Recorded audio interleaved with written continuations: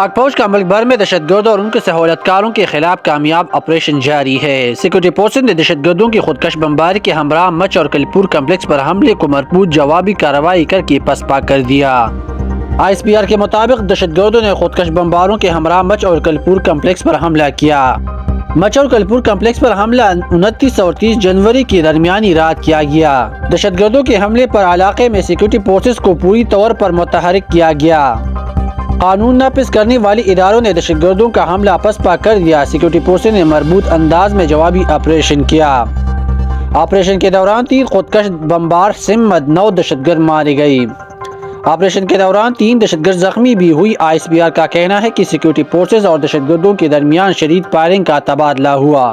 Firing کے تبادلے میں قانون نافذ کرنے والی ادارے کے 4 بہادر جوان جام شہادت نوش کیا۔ کارروائی کے دوران 2 بے گناہ شہری بھی شہید ہو گئے۔ ISPR کے مطابق سیکورٹی فورسز نے دہشت گردوں کے خلاف جنگ میں بھرپور عزم کا اعادہ کیا ہے۔